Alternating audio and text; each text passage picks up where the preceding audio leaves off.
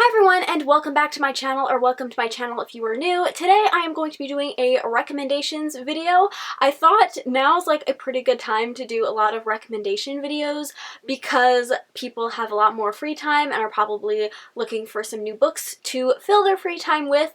And I know it's a little bit difficult to like acquire new books in this time because all the bookstores are shut down, so you can't go buy new books, and the libraries are all closed down. So I've been utilizing my Overdrive app a lot, and I know a lot of other people are also using the Libby app where you can download ebooks and audiobooks, so I would definitely utilize your library app if you want to access some new books. So today I'm going to be recommending you nonfiction books, which is a genre that I don't talk about a lot on my channel because I don't read a whole lot of it, but I really should read more because a lot of the nonfiction books that I've read I have loved. Like, they are some of my favorite books, which are all the ones that I'll be talking about today. So I probably should read from the genre more since I actually do seem to enjoy the books I read from it. So starting off with my favorite memoirs slash autobiographies, we're just gonna jump right in with my favorite one, and that is The Princess Diarist by Carrie Fisher. I love Carrie Fisher, I love Star Wars, so it's basically no surprise that I really loved this book,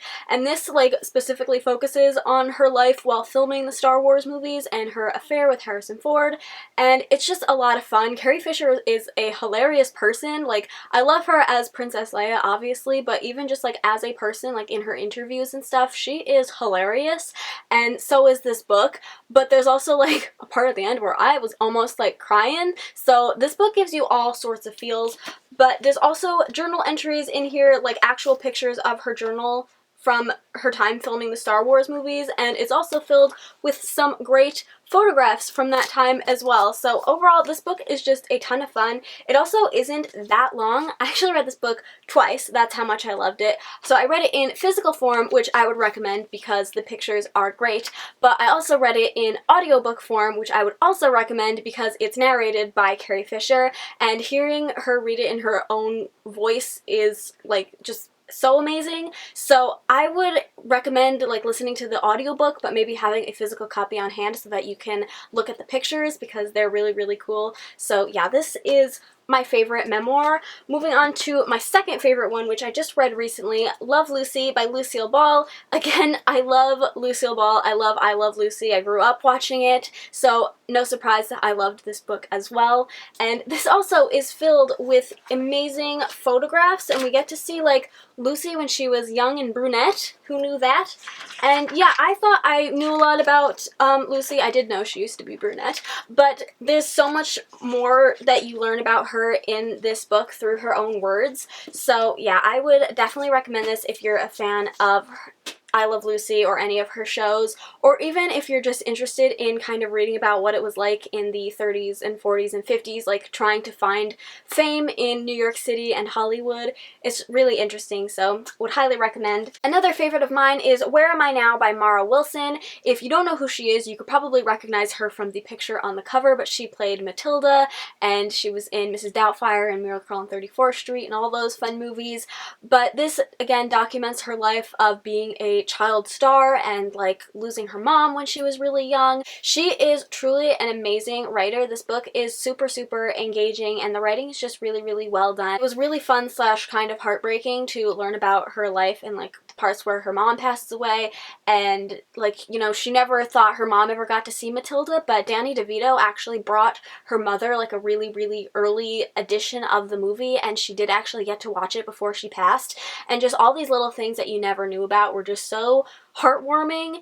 And yeah, I just really, really loved this book, and I would totally recommend that you also pick it up. Another favorite of mine is The Only Pirate at the Party by Lindsay Stirling. Lindsay Stirling is a violinist. I don't think I said that word right, but she plays the violin, you get it, and she was like on America's Got Talent. She's got a YouTube channel, and I've been following her since like the very beginning, so when she came out with this book, I was really excited to read it, and this was just a lot of fun. It's another one that's just like fun and funny and really great if you just want something light to read while you're trying to escape all of the stuff going around in the world right now. I would also recommend All I Know Now by Carrie Hope Fletcher. This book is like sort of a memoir, sort of a self-help book that's geared much more towards younger readers, like preteens, but even for me reading this book as an adult, I first of all enjoyed it because I like Carrie Hope Fletcher, and so the parts that were more about her life I really enjoyed, but also the kind of like self-help advice parts, even though it's like stuff I already know because I'm an adult, it was nice to kind of be like reminded of it. And just remember like, hey, I should do that more often, or I should think about that more. I still really enjoyed reading it as an adult, but I would also really recommend it for like preteen and younger readers. Now to move on to something a little bit lighter, we have Dewey, the Small Town Library Cat Who Touched the World by Vicki Myron with Brett Witter. This is exactly what it sounds like. It is a book about a cat who lived in a library. When he was a kitten, somebody stuffed him through the like book drop box, and when the people came in to work the next day, they thought there was a squirrel stuck in there, but it was a cat, and he lived in the library and touched a lot of people. I don't think I've ever mentioned this book on my channel before because I read it years and years and years ago before I was ever on BookTube, but I still think about it from time to time because it is a book that really did touch me. So I would definitely recommend it to you if you just want something really nice to read about, like a cat in a library. However, it does document his whole life, so have tissues prepared for the end. Not to spoil you, but just saying, because I was not prepared.